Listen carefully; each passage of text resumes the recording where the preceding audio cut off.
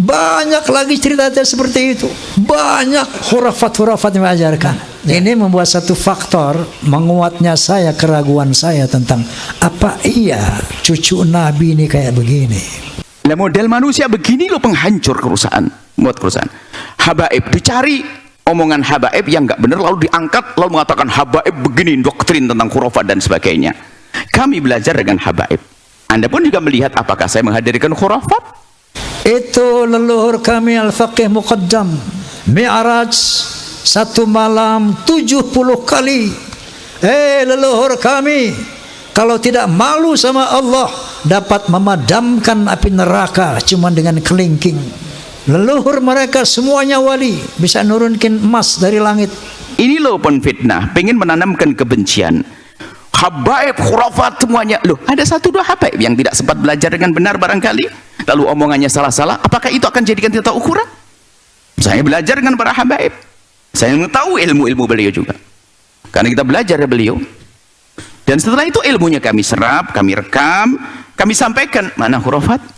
Astaghfirullahalazim. Rasulullah sallallahu alaihi wasallam hanya diizinkan Allah mi'raj ke Sidratul Muntaha seumur hidup satu kali. Ketika ada orang mengatakan bahwa moyang kami bisa mi'raj satu malam 70 kali, ini telah merendahkan Rasulullah, telah menghina Rasulullah sallallahu alaihi wasallam.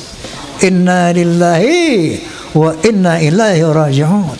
Kalau tadi menghina Nabi, sekarang menghina Allah subhanahu wa ta'ala. Tapi ada Habib ini, loh, itu yang itu. Saya kan tidak ngambil yang itu. Anda mengambil kejelekan omongan dari Habaib, lalu Anda ingin rendahkan Habaib. Anda pun fitnah. Siapa Anda? Anda ingin mengadu, menjadikan umat Nabi Muhammad bermusuhan? Saya belajar dari para Habaib yang ulama. Hebat mereka. Dan kami lihat pemikiran mereka adalah pemikiran yang indah. Saya enggak mengerti ilmu nasab, tapi saya tidak bodoh-bodoh amat untuk meneliti apa yang diuraikan oleh Kiai Haji Ihmaduddin Utsman, bahwa yang namanya Ahmad bin Isa keturunan Rasulullah sallallahu alaihi wasallam sejak abad ke-4, ke-5, ke-6, ke-7, ke-8 sampai 9 awal hanya punya anak 3, Hasan, Muhammad, Ali dan Husain. Tiba-tiba di abad ke-9 akhir muncul Ubaidillah sebagai anak Ahmad bin Isa yang keempat. Kami hanya heran kepada manusia yang ingin menanamkan kebencian. Jadi permasalahan kita bukan urusan habaib ada yang salah, Gus yang salah, manusia yang mencoba mengangkat mengangkat sisi-sisi tertentu untuk membuat permusuhan, penfitnah dia. Enggak usah pinter-pinter amat untuk meneliti, untuk menerima hal ini. Cukup punya akal yang waras, cukup punya akal yang sehat, kita bisa melihat, oh kalau begitu Ubaidillah ini cantolan, cangkokan. Ini secara umum segala nasab, kalau satu kelompok yang menisbatkan bahasanya dia punya nasab kepada orang tertentu, Anda tidak berhak untuk otak-atik. Ini siapapun nasab ke siapapun, apalagi kepada baginda Nabi SAW. Dari 3 disiplin ilmu ini, menurut sejarah, menurut ilmu nasab, menurut ilmu filologi, menurut ilmu DNA, maka muncullah hakul yakin bahwa Ba'alawi bukan keturunan Nabi sallallahu alaihi wasallam. Bahkan dikatakan, para imam mengatakan kalau ada sekelompok orang Anda mendengar, mengetahui dari keluarganya mengatakan bahasanya dia punya nasab pada Rasulullah, cukup Anda percayai. Itu Roma Irama sok-sok hakul yakin bahwa Alawi bukan turunan Nabi, bahwa Ubaidillah itu bukan turunan Nabi. Memangnya dia pernah melihat pernikahan Ubaidillah? Memangnya dia pernah melihat persemaian Ubaidillah? Bahaya orang utaati nasab itu. Dan itu tidak harus sampai derajat 100%. Karena 100% itu gimana sih mempercayai nasab 100%? Kecuali Anda lihat waktu hubungan suami istrinya waktu kelahirannya. Kecuali Anda lihat waktu hubungan suami istrinya waktu kelahirannya. Ente percaya nggak Muhammad bin Abdullah adalah Rasulullah? Kalau ente nggak percaya, kafir ente. Pertanyaannya, apakah Anda pernah melihat Muhammad dilahirkan? Apakah Anda pernah melihat Muhammad menerima wahyu dari Jibril alaihissalam? Ya selesai. Tolong Anda tidak usah bergeming, Pokoknya dia sebut satu kelompok dimanapun Anda menemukan, jika kelompok itu masyhur di kalangan keluarganya, dia punya nasab sampai Nabi Muhammad, cukup Anda percaya, tidak usah Anda otak-atik. Ketika saya meyakini Ba'alawi bukan turunan Nabi, ayat qauliyahnya adalah dari tesis Kiai Imaduddin Utsman, kemudian dari filologi, dan ayat kauniyahnya DNA. Bagaimana kronologi sehingga sampai saya kepada satu keyakinan hakul yakin bahwa Ba'alawi bukan keturunan Nabi sallallahu alaihi wasallam. Ini ceritanya panjang sekali, 50 tahun ke belakang. Waktu itu usia saya masih 20 tahun. Dan saya sudah tampil sebagai, ya katakanlah, penceramah muda. Saat itu adalah satu majelis ta'alim di Masjid Ar-Rahmah, Tebet Timur, Jakarta Selatan. Pembicaranya ada satu Habib, dan saya mewakili pemuda masjid, seperti itu kira-kira. Ini sosok Habib ini bercerita seperti ini. Kalau ada Habib yang berzina, yang mabuk-mabukan, yang berjudi, mencuri, jangan kata apa-apa. Nah, ini Habib orang Betawi memang. Kalau bahasa Jawa jangan kata apa-apa, ojo muni apa-apa ngono. Menengai. Kenapa? Mereka adalah cucu Rasulullah. Mereka itu ahli surga. Rasulullah sallallahu alaihi wasallam pemegang kunci surga. Tentunya setelah beliau masuk, pasti yang diutamakan adalah keluarganya, keturunannya. Maka ketika ada Habib yang melakukan kemaksiatan tadi, jangan kata apa-apa, menengai, ojo ngomong apa-apa. Ngoten. Ini saya saat itu merasa tersentak. Ketika saya giliran naik, saya katakan, Beb, alafu Beb, anak koreksi ente. Itu antum bilang tadi bahwa keturunan Nabi pasti masuk surga walaupun maksiat seperti apapun. Qala ta'ala, a'udzu billahi minasyaitonir rajim. Bismillahirrahmanirrahim. Ya ayuhan nas, inna khalaqnakum min dzakari wa untha wa ja'alnakum syu'uban wa qabaila lita'arafu. Inna akramakum 'indallahi atqakum. Shadaqallahul azim. Beb, Allah Subhanahu wa taala berfirman, wahai manusia, aku telah menciptakan kalian dari seorang laki-laki dan perempuan. Dari sana aku jadikan kamu berbangsa-bangsa. Dari bangsa-bangsa itu aku jadikan kamu bersuku-suku. Seperti contohnya Indonesia. Bangsa Indonesia sukunya ada kurang lebih 700 apa piro? Pinten? Ada Sunda, ada Jawa, Aceh, Padang, Batak, dan banyak lagi yang lainnya. Kenapa nggih? Lita'arafu, saling mengenallah. Lita'arafu, saling menghormatilah. Inna akramakum 'indallah atqakum. Sesungguhnya ketinggian derajatmu di sisi Allah adalah takwamu. Bukan dari mana bangsamu, bukan dari siapa keturunanmu.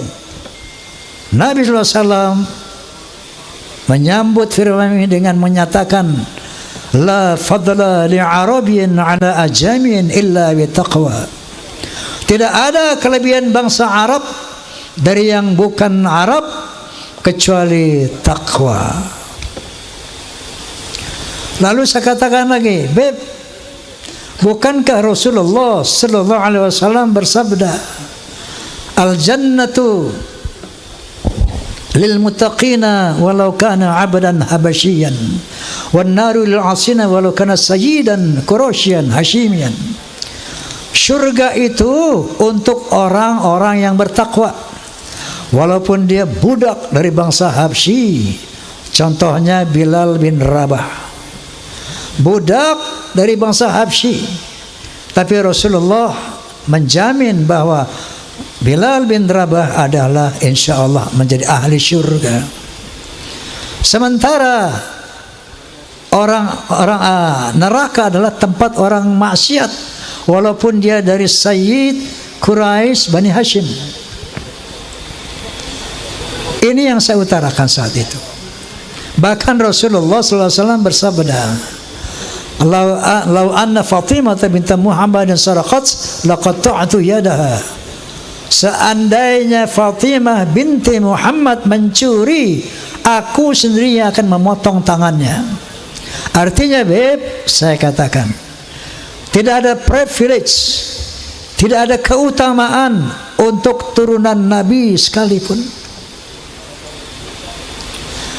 Rasulullah pernah mengadakan halaqah dengan para sahabat.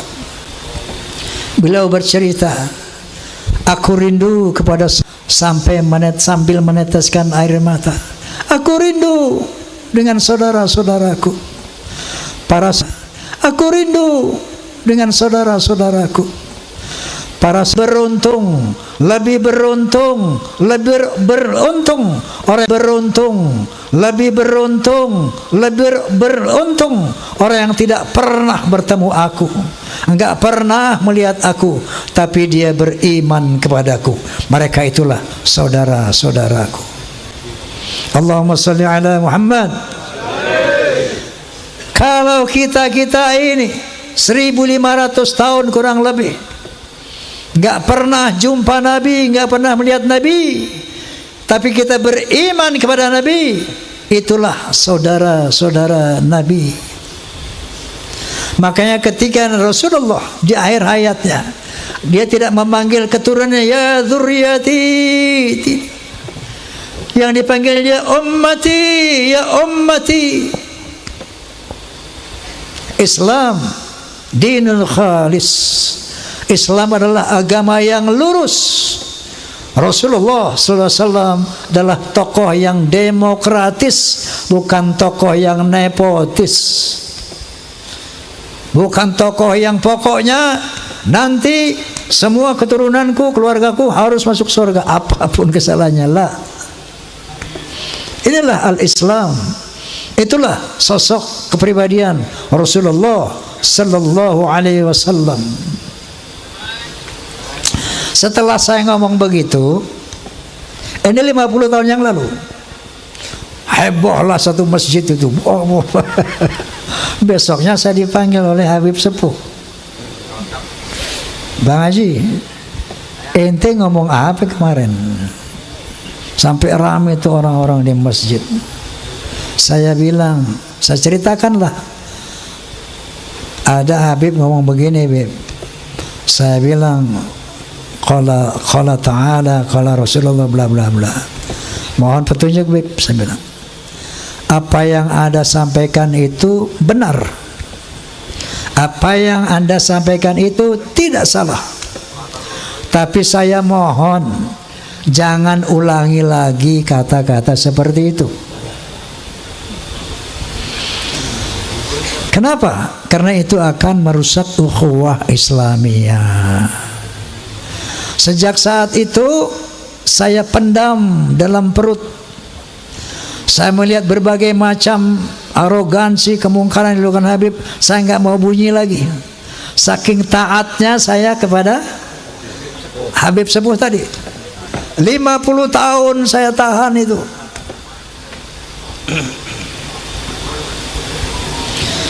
Sampai akhirnya muncul doktrin-doktrin yang tidak bisa diterima akal sehat dan sangat merusak akidah, saya pikir. Itu leluhur kami Al-Faqih Muqaddam, Mi'raj satu malam 70 kali. Astaghfirullahalazim. Rasulullah sallallahu alaihi wasallam hanya diizinkan Allah Mi'raj ke Sidratul Muntaha seumur hidup 1 kali. Ketika ada orang mengatakan bahwa moyang kami bisa Mi'raj 1 malam 70 kali, ini telah merendahkan Rasulullah, telah menghina Rasulullah sallallahu alaihi wasallam. Ada lagi berita-berita khurafat. Leluhur kami kalau tidak malu sama Allah dapat memadamkan api neraka cuma dengan kelingking. Inna lillahi wa inna ilaihi raji'un. Kalau tadi menghina Nabi, sekarang menghina Allah subhanahu wa ta'ala. Banyak cerita-cerita khurafat yang lainnya. Ada seorang tukang kacang namanya Sulaiman. Ini tukang kacang sangat cinta sama habaib. Kalau habaib minta kacangnya dikasih semuanya. Saking cintanya sama habaib. Man minta kacang dikasih semua, man minta kacang dikasih semua. Satu saat si Maman mati. Begitu Maman mati, lapor ini orang kepada Habib tadi, Beb, Maman mati. Ini Maman ahli maksiat, ibadahnya berantakan. Datanglah ini Habib, ngasih surat, ditaruh di leher di belakang mayit itu. Man, nanti kalau Munkar wa Nakir tanya, jangan dijawab. Kasih aja ini surat, inti masuk surga tanpa hisab.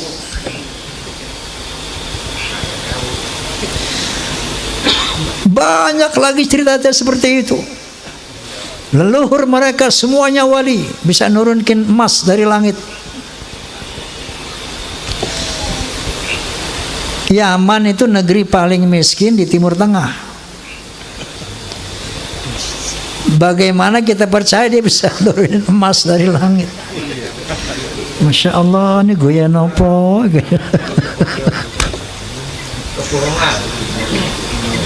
Banyak khurafat-khurafat yang mengajarkan. Ya. Nah, ini membuat satu faktor menguatnya saya, keraguan saya tentang apa iya cucu Nabi ini kayak begini. Muncullah baru tesis Kiai Haji Imaduddin Utsman Al-Bantani. Muncul apa beliau? Gus Abbas Cirebon Buntet. Saya enggak mengerti ilmu nasab, tapi saya tidak bodoh-bodoh amat untuk meneliti apa yang diuraikan oleh Kiai Haji Imaduddin Utsman. Beliau bercerita di antaranya bahwa yang namanya Ahmad bin Isa, keturunan Rasulullah sallallahu alaihi wasallam, sejak abad ke-4, ke-5, ke-6, ke-7, ke-8 sampai 9 awal itu tercatat di dalam manuskrip kuno hanya punya anak 3, yaitu Muhammad, Ali dan Hasan. Muhammad, Ali dan Hussein. Selama 550 tahun itu sejarah menulis itu. Tiba-tiba di abad ke-9 akhir muncul Ubaidillah sebagai anak Ahmad bin Isa yang keempat. Enggak usah pintar-pintar amat untuk meneliti, untuk menerima hal ini. Cukup punya akal yang waras, cukup punya akal yang sehat, kita bisa melihat, oh kalau begitu Ubaidillah ini cantolan, cangkokan. Kiai Imaduddin tentu saja sebagai seorang kiai mujtahid, bahkan bisa menjelaskan secara ilmiah bahwa kepalsuan Ubaidillah ini. Dari sini mulai keraguan saya yang selama 50 tahun itu bertambah menjadi yakin. Tapi baru ilmu yakin doang nih. Saya undanglah Kiai Imaduddin di podcast saya. Kemudian dalam rangka, karena saya saat itu sebagai penengah ingin mencari siapa sih yang benar ini, apakah Ba'alawi, apakah Kiai Imad. Maka saya undanglah dari Rabithah Alawiyah sebagai penyeimbang. Saya undang Ustaz Taufik Segaf, tidak hadir. Bahkan saya undang juga Rizik Syihab, tidak hadir. Saya undang juga dari Pekalongan Bapak Lutfi bin Yahya, tidak hadir. Sementara melalui media sosial itu semakin gencar, orang mengkritisi ulama-ulama semakin banyak, semakin bermunculan. Lalu saya undang Profesor Menahem Ali, seorang ahli filologi, ahli sejarah peradaban manusia. Dalam podcast saya beliau menjelaskan bahwa yang namanya Hadramaut, kota Hadramaut itu asalnya dari nama orang yang bernama Hazar Mavet. Dia orang dari Kaukasus yang kemudian menjadi Hadramaut. Jadi menurut penelitian secara filologi, orang Yaman ini bukan orang Arab, tapi orang Kaukasus. Berarti mustahil sebagai keturunan Nabi Sallallahu Alaihi Wasallam menurut Profesor Menahem Ali. Kemudian saya undang lagi Dr. Sugeng Sugiharto dari BRIN. Beliau ahli ahli DNA itu, ahli genetika. Bercerita panjang lebar secara ilmiah, maka bertemulah istilah haplogrup J1 dan haplogrup G. Mereka menjelaskan, beliau menjelaskan panjang lebar bla bla bla bla bla, bahwa subhanallah, subhanallah, subhanallah, ternyata Allah telah mempersiapkan segala sesuatunya, termasuk menjaga kesucian keturunan para nabi. Ternyata DNA-nya itu sudah ditanamkan di dalam setiap manusia. Secara ilmu genetika, haplogrup Nabi SAW adalah J1. Haplogrupnya Ba'alawi,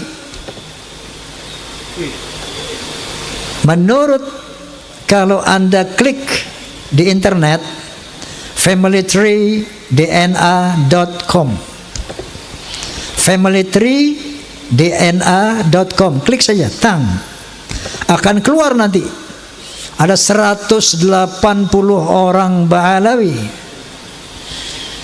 sebagian dari Indonesia, itu dari Yaman, sebagian kecil dari Indonesia, itu haplogrupnya adalah G, Yahudi Askenazi.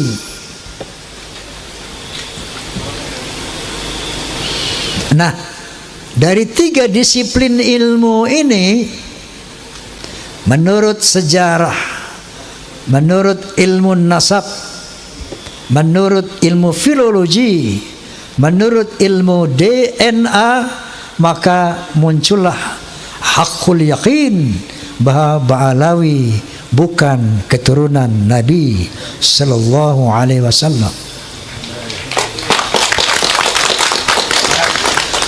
lalu di counter. Itu Roma Irama. Menurut Gus Romel ini pembela Ba'alawi. Kita bisa lihat di medsos. Itu Roma Irama sok-sok hakul yakin bahwa Ba'alawi bukan turunan Nabi, bahwa Ubaidillah itu bukan turunan Nabi. Memangnya dia pernah melihat pernikahan Ubaidillah? Memang dia pernah melihat persemaian Ubaidillah? Mel, saya bilang,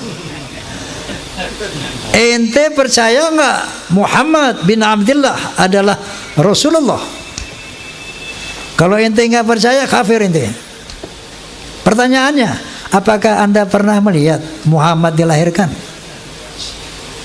Apakah anda pernah melihat Muhammad menerima wahyu dari Jibril alaihissalam?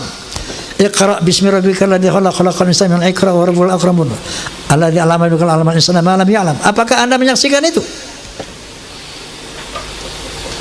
Untuk meyakini Rasulullah, untuk meyakini Muhammad sebagai Rasulullah, itu enggak perlu kita melihat beliau menerima wahyu. Cukup dengan statement keterangan dari Allah Subhanahu wa taala, yaitu Al-Qur'anul Karim. Cukup dari hadis-hadis Rasulullah yang disampaikan oleh para muhaddits. Begitu juga keyakinan kita bahwa Ba'alawi bukan keturunan Nabi, Ubaidillah bukan keturunan Nabi, cukup dengan ilmu-ilmu tiga ilmu tadi. Nah, dia tanya, bagaimana Roma Irama yakin? Saya katakan satu contoh. Saya yakin kepada Allah Subhanahu wa taala tentang eksistensinya sebagai Tuhan, eksistensinya yang serba maha, itu dengan dua hal. Pertama, ayat qauliyah Al-Qur'anul Karim. Yang kedua, ayat kauniyah, ciptaan Allah ini. Ayat qauliyahnya diantaranya firman Allah Subhanahu wa taala, innani anallah la ilaha illa ana fa'budni wa aqimis salata li dzikri. Sesungguhnya akulah Allah, tidak ada Tuhan selain aku, maka sembahlah aku dan tegakkanlah solat demi mengingatku. Itu satu, saya bilang. Banyak lagi surat Ayatul Kursi, banyak lagi sebagai ayat-ayat qauliyah firman Allah Subhanahu wa taala. Yang kedua, ayat kauniyah alam semesta ini. Qala ta'ala, inna fi khalqis samawati wal ard wa ikhtilafil laili wan nahar wal fulki allati tajri fil bahri bima yanfa'un nas wa ma anzalallahu minas samai min ma'in fahaya bil arda ba'da mautiha wa batha fiha min kulli dabbah wa tasrifir riyahi wa sahabil musakhkhari baina samawati wal ard la ayatin liqaumin yaqilun. Shadaqallahul azim. Sesungguhnya pada penciptaan langit dan bumi, pada pergantian siang dan malam yang begitu teratur, bisanya kapal-kapal berlayar di lautan dengan membawa hal-hal yang bermanfaat buat manusia, turunnya air dari langit, air hujan, dengan air itu dihidupkan bumi yang mati, ditebarkannya berbagai macam binatang melata di muka bumi, terjadinya pergeseran awan dan angin di antara langit dan bumi. Itu bukti tentang keberadaan Allah bagi orang-orang yang berakal. Jadi dari ayat qauliyah dan ayat kauniyah ini muncullah haqqul yaqin, la ilaha illallah, tidak ada Tuhan illallah kecuali Allah. Begitu juga ketika saya meyakini Ba'alawi bukan turunan Nabi, ayat qauliyahnya adalah dari tesis Kiai Imaduddin Utsman, kemudian dari filologi, dan ayat kauniyahnya DNA. Jelas apa jelas? Oi. Jelas apa jelas? Saya mau tanya, Anda pun yakin tidak bahwa Ba'alawi bukan turunan Nabi? Yakin apa tidak? Alhamdulillah. Allahu Akbar. Allahumma salli ala Muhammad. Masya Allah, Masya Allah. Liqawmi yaqilun. Kalau makanya Allah SWT mengatakan gunakan akal, gunakan akal. Afala tatafakkarun, gunakan fikiran, gunakan akal. Lebaran duluan. Nah.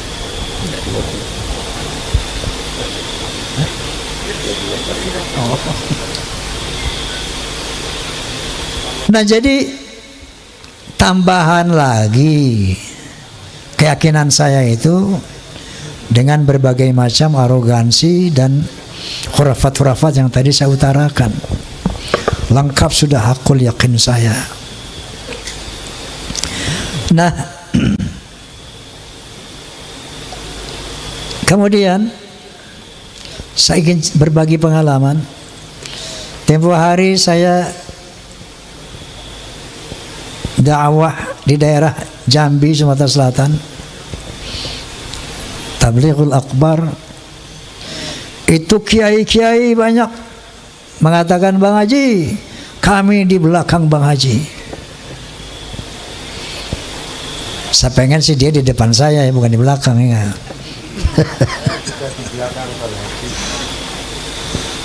Ketika saya mengadakan pentas Soneta Group di Banjarmasin, ada satu kesempatan kita berkumpul dengan para pejabat. Salah satu pejabat daerah mengatakan, Bang Haji, saya yakin bahwa sebagian besar rakyat Indonesia sama dengan Bang Haji. Allahumma sholli ala Muhammad.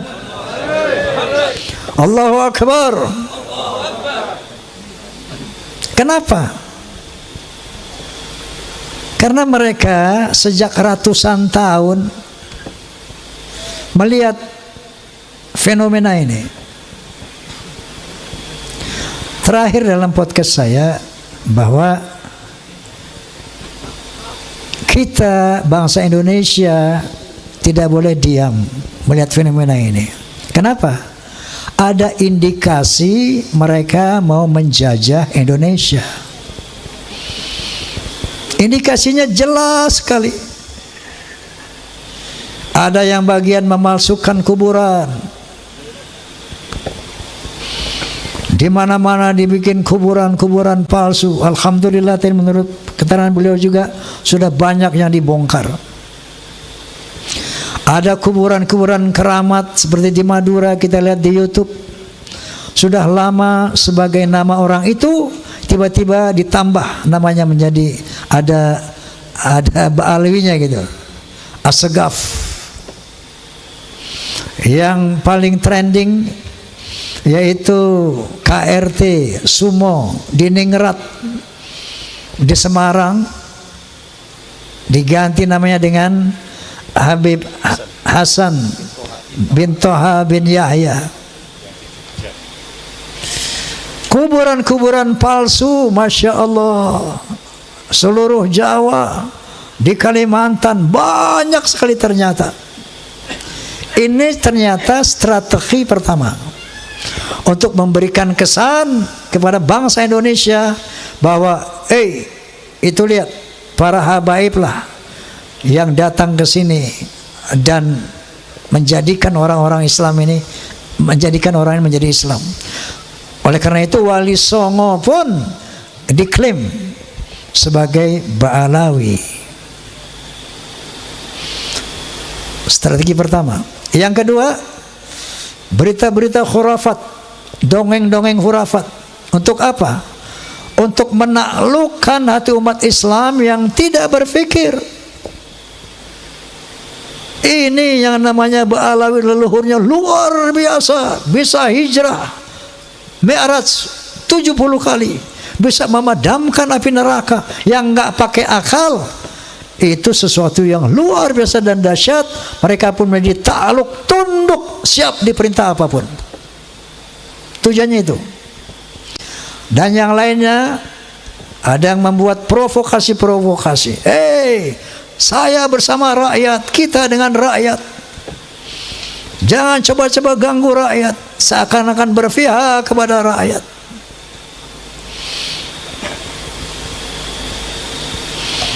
Ada lagi provokator. Asah golokmu, asah pedangmu, asah celuritmu.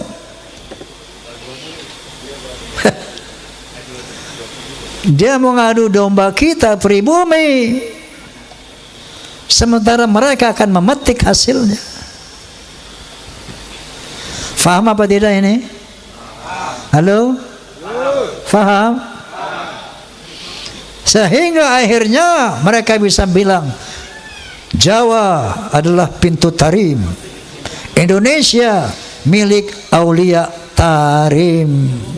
Inna lillahi wa inna ilaihi raji'un.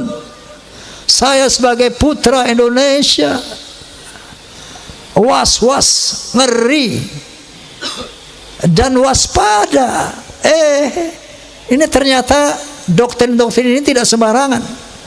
Klaim-klaim mereka sebagai keturunan Nabi ternyata ada tujuan-tujuan untuk menguasai Indonesia. Ibu Pertiwi menangis ratusan tahun karena dijajah oleh Belanda, dijajah oleh Jepang. Baru beberapa puluh tahun merdeka, tiba-tiba ada gejala lagi, kita mau dijajah oleh penjajah berjubah. Na'udzubillahimin. Itu yang saya lihat, itu yang saya rasakan, itu yang saya perhatikan. Masya Allah.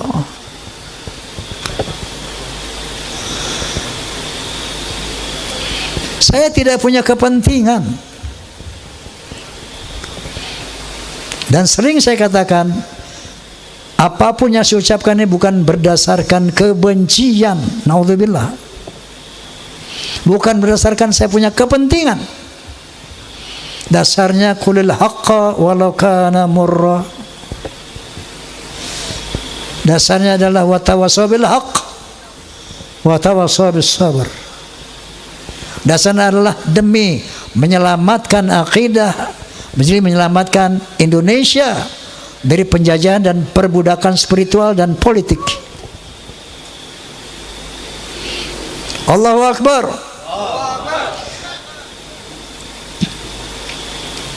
Nah, jadi padahal yang namanya Ustadz Rizik Syihab, Ustadz Masya Allah, itu mereka semua sahabat-sahabat saya sejak muda itu. Sampai saya di podcast sama beliau bersama saya menangis. Ya Allah, saya sedih banget ini. Saya harus mengatakan yang hak sementara mereka adalah sahabat-sahabat saya.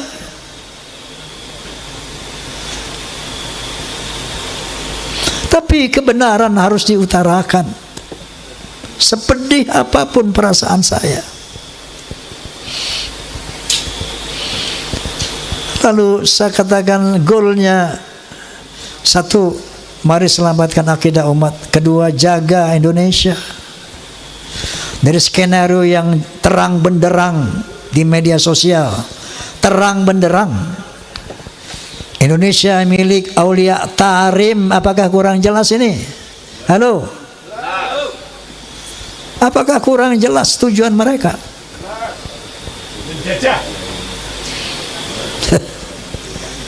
Jadi ini dari dasar hati yang tulus sebagai umat Muhammad SAW dan sebagai anak bangsa Indonesia. Penjajahan perbudakan spiritual. Nah itu dengar nggak kamu tuh? Penjajahan perbudakan spiritual. Ngono loh. Tetapi karena kita sama-sama umat Islam, ini memang harus kita selesaikan. Ya. Namun goalnya nanti pertama tentu selamatkan Indonesia dari penjajahan mereka. Makanya saya sependapat dengan Gus Abbas, pemerintah harus turun tangan ini. Ini masalah bangsa, masalah NKRI. Harus turun tangan. Kalau enggak, saya khawatir ini bisa perang saudara. Bukan antara Ba'alawi dan umat, bukan. Antara kita sama kita. Ba'alawi nonton. Betul enggak? Oleh karena itu, goalsnya nanti, ketika mereka dinyatakan bukan keturunan Nabi, tetap jaga ukhuwah Islamiyah. Wa'tasimu bihablillahi jami'an wa la tafarraqu. Tapi dalam kesetaraan. Bukan dia sebagai tuan, kita sebagai budak. No. Rekat ukhuwah Islamiyah dalam kesetaraan.